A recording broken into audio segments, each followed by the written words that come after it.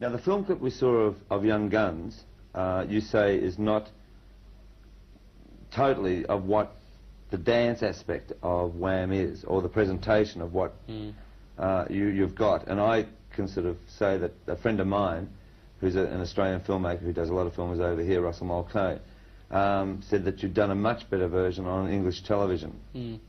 So, what is your view on that? Well, there are two sides to that story. One is that initially Wham is really just Andrew and myself, but for the purpose, especially of Young Guns, we thought we would incorporate two girls, one of whom used to be Andrew's girlfriend, but is no longer, and another is a professional dancer and singer, to show the song, you know, to show the meaning of the song, get people to listen to the lyric.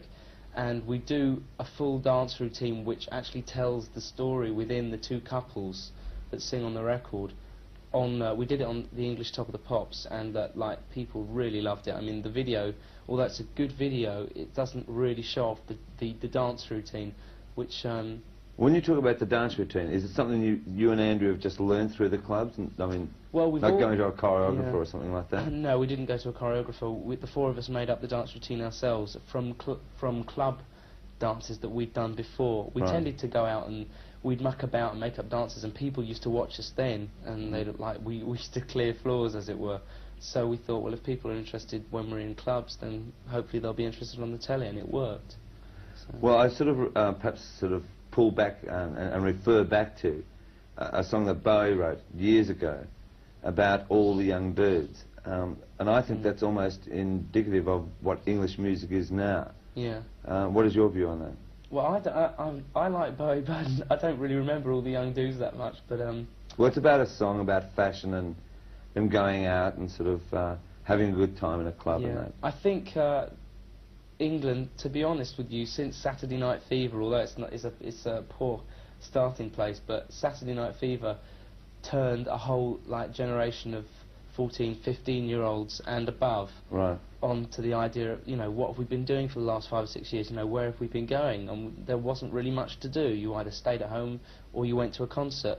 And suddenly the club idea came out again, and the whole, you know, the new romantic thing, the punk thing, everything started to get motivated around then. And now I think we're getting like an amalgamation of all the different influences out, and we now sing very kind of we sing a social lyric to a disco backing, and I think that is where we've done our best, because we've kind of combined two different audiences of young kids. Well, looking at music, I mean, you came out of, say, the 76, 77 period of where, I mean, punk rock, which was making a very social statement, and very heavy within itself in music, to becoming to a new romantic, and now into a more dance, unashamed sort of presentation.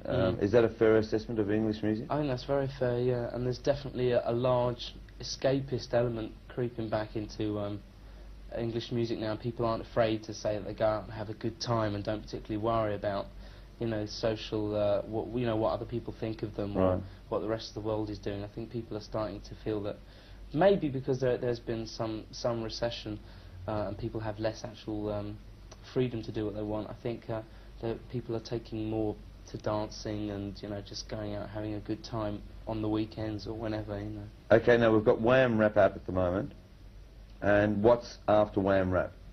After Wham Rap, I'm not actually sure, because the schedules between Australia and England are very different, but I would imagine you'll have the third single, which is Bad Boys, and then the album, which is as yet untitled because we're just finishing it now.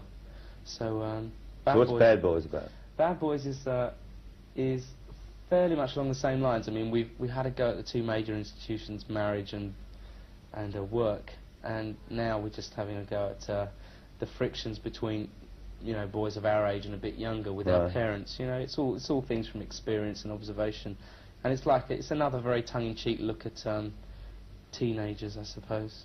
Right. And of which I'm still luckily a part. So, have you been a bad boy? Have you been a bad boy? Well, I mean, have you had like had that problems with girls where you've someone else can look at you and say, "Where's George tonight?" And they say, "Oh, well, you know, he's out with his girlfriend." I've not actually got that serious with anybody, no. No? I've been lucky enough to escape that. But, I suppose I've been a bad boy to an extent. I think that all the lyrics to Bad Boys are fairly much about my experiences with my parents. And what about America? I mean, America, who's so much into dance-orientated music, and sees, say, a film clip like Young Guns, which is a sort of an English version of and an alternative. Do you think a lot of Americans should come across here and have a look at the English scene? I think it'd be pick a up nice a few idea, dance steps, eh? It'd be a nice idea. I think people are. I think it's very healthy over here at the moment, dance-wise and club-wise. I don't think they necessarily have to come over here. I think as long as a lot of the music is crossing over, I think a lot of the attitudes. Fashion plays a big part now in music here. It has for the last 3 years. Well, probably has for a long time. I mean, even with the punk thing. I mean, like from safety pins to ripped clothes to hairstyles or whatever. Ripped clothes are very much back in vogue here, actually. Right. And I'm not in my ripped clothes today, but I do have some. Right. My nightwear. But yes, fashion's very important. But it's good because people are tending to listen to various types of music, but still they're sticking to their own fashion rather than actually being a mod with a mod outfit or a punk with a punk outfit. It's getting a bit broader, which is a lot better. Well, mixing with perhaps, I mean, like where I'd say the youth of England, do you think there's a lot more hope now than there was, and a lot more optimism now than there was, say, about 3 years or 4 years ago in England? I think 3 or 4 years ago with the punk thing, people were shouting because they were angry. I think now, I think a lot of people are just letting people know that they're not ashamed of being young, unemployed, or young and or unemployed voluntarily. You know, I mean, I think people are just accepting that they are the result of whatever society has made them, and they're just enjoying their youth because that's what they've got left. Right. So I think it's fairly healthy, and the music is very healthy as well. Well, listen, thanks for the interview, and we wish you luck. And I think we should go into Wham Rap. Thanks very much. Okay, thanks, George.